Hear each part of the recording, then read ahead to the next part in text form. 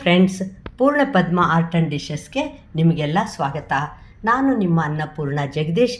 ಇವತ್ತಿನ ದಿವಸ ನಿಮಗೆ ಈ ಬಿಸಿಲು ಜಾಸ್ತಿ ಆಗ್ತಾ ಇದೆಯಲ್ವಾ, ಬಿಸಿಲಿಗೂ ಒಳ್ಳೆಯದು ಆ ಥರದ್ದು ಒಂದು ಪಾನೀಯ ಅಂದರೆ ಇದನ್ನು ಅಪ್ಪೆ ಹುಳಿ ಅಥವಾ ಅಪ್ಪೆ ಸಾರು ಅಂತಾರೆ.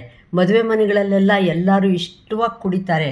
ನೀವು ನೋಡಿರ್ಬೋದು, ಇದು ಒಳ್ಳೆ ಅಪಟೈಸರು, ಜೀರ್ಣಕಾರಿ ಮತ್ತು ಯಾವ ರೀತಿಯಲ್ಲೂ ಆರೋಗ್ಯಕ್ಕೆ ಹಾನಿ ಮಾಡೋ ಅಂಥದ್ದಲ್ಲ.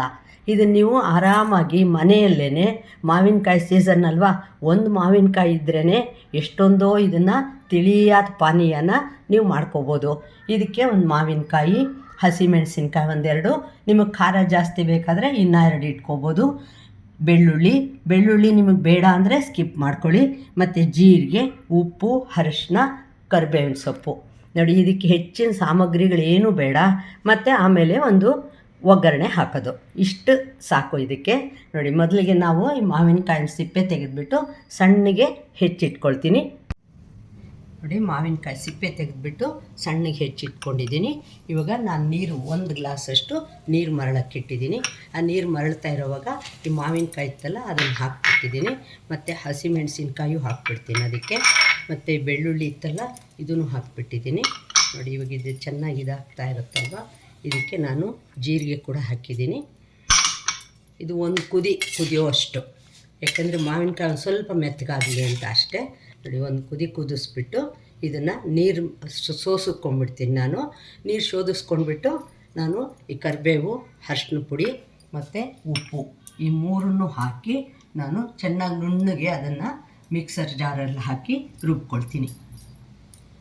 ನೋಡಿ, ಇದು ಕುದೀತಾ ಇದೆಯಲ್ವ, ಇಷ್ಟಾದರೆ ಸಾಕು. ಸ್ವಲ್ಪ ಮೆತ್ತು ಬಂದರೆ ಸಾಕು. ಇದು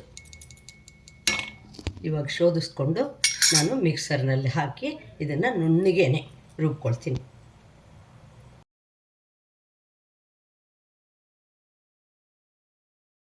ನೋಡಿ, ಈ ಥರ ನಾನು ರುಬ್ಬಿಟ್ಕೊಂಡಿದ್ದೀನಿ, ನೀರಾಗೇ ಮಾಡ್ಕೊಂಡಿದ್ದೀನಿ ಅದನ್ನು.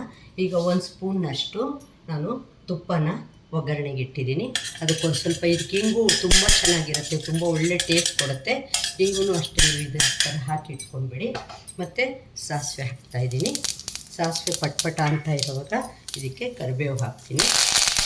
ಮತ್ತು ಒಣಮೆಣಸಿನ್ಕಾಯಿ ಹಾಕಿ ಇದೆಲ್ಲ ಹಿಂಗೆ ಆಗ್ತಾ ಇರುತ್ತಲ್ಲ, ಇದಕ್ಕೆ ನೀರನ್ನ ಇದಕ್ಕೆ ಹಾಕ್ಬಿಡ್ತೀನಿ. ಮಾಡಿ ಇಟ್ಕೊಂಡಿದ್ನಲ್ಲ, ಈಗ ಗ್ಯಾಸ್ ಆಫ್ ಮಾಡಿಬಿಡ್ತೀನಿ. ಮತ್ತು ನೋಡಿ, ಇದೆಯಲ್ಲ, ಇದನ್ನು ಹೀಗೆ ನೀವು ಸಾರು ಥರ ಕೂಡ ಅನ್ನದ ಜೊತೆ ಎಲ್ಲ ಕಲಿಸ್ಕೊಂಡು ತಿನ್ನೋಕ್ಕೆ ತುಂಬ ಚೆನ್ನಾಗಿರುತ್ತೆ. ಇಲ್ಲಾಂದರೆ ನೀರಾಗಿ ಒಂಥರ ಪಾನೀಯ ಥರ ಕುಡಿಯೋಕ್ಕೂ, ಅದಕ್ಕೆ ಆ ಥರ ಕುಡಿಯೋವಾಗ ನೀವು ಇದು ತುಂಬ ನೀರು ಹಾಕ್ಕೊಳ್ಳಿ, ಅದರಿಂದ ಇದು ತುಂಬ ಟೇಸ್ಟ್ ಚೆನ್ನಾಗಿರುತ್ತೆ. ನೋಡಿದರೆ, ಇದು ಅಪ್ಪೆ ಸಾರು ಅಥವಾ ಅಪ್ಪೆ ಹುಳಿ ಅಂತ ಕರೀತಾರೆ. ಇದನ್ನು ಬೌಲಲ್ಲಿ ಹಾಕ್ಕೊಂಡು ಕುಡಿಯೋದ್ರಿಂದ ತುಂಬ ಒಳ್ಳೆ ಅಪಟೈಸರು, ಭಾಳ ಅಂದರೆ ಭಾಳ ಚೆನ್ನಾಗಿರುತ್ತೆ. ಇದನ್ನು ನೀವು ರೆಡಿ ಮಾಡಿ ಇಟ್ಕೊಂಡು 2-3 ದಿವಸ ಫ್ರಿಜ್ಜಲ್ಲಿ ಇಟ್ಕೊಂಡು ಎಲ್ಲನೂ ನೀವು ಕುಡಿಬೋದು. ನೋಡಿದ್ರಾ, ಸುಲಭವಾಗಿ ಮಾಡುವಂಥ ಅಪ್ಪೆ ಸಾರು ಅಥವಾ ಅಪ್ಪೆ ಹುಳಿ ಅನ್ನೋದನ್ನು ನಿಮಗೆ ನಾನು ತೋರಿಸ್ಕೊಟ್ಟಿದ್ದೀನಿ. ನೀವು ಮಾಡಿ ಇದ್ರ ಟೇಸ್ಟ್ ಮಾಡ್ತೀರಾ ಅಂತ ಅಂದ್ಕೊಂಡಿದ್ದೀನಿ. ಇನ್ನೂ ತನಕ ನನ್ನ ಚಾನಲ್ಗೆ ಸಬ್ಸ್ಕ್ರೈಬ್ ಮಾಡ್ಕೊಳ್ಳದೆ ಹೋದರೆ ಸಬ್ಸ್ಕ್ರೈಬ್ ಮಾಡ್ಕೊಳ್ಳಿ. ಲೈಕ್, ಶೇರ್, ಕಾಮೆಂಟ್ ಮಾಡೋದನ್ನು ಕೂಡ ಮರಿಬೇಡಿ. ನೀವು ಇದೇ ವಿಡಿಯೋನ ನಾನು ಇನ್ಸ್ಟಾಗ್ರಾಮ್ ಮತ್ತು ಫೇಸ್ಬುಕ್ಕಲ್ಲಿ ಕೂಡ ಅಪ್ಲೋಡ್ ಮಾಡ್ತೀನಿ. ಅಲ್ಲೂ ನೋಡಿ, ಕಾಮೆಂಟ್ ಮಾಡಿ, ಎನ್ಕರೇಜ್ ಮಾಡಿ. ನಮಸ್ಕಾರ.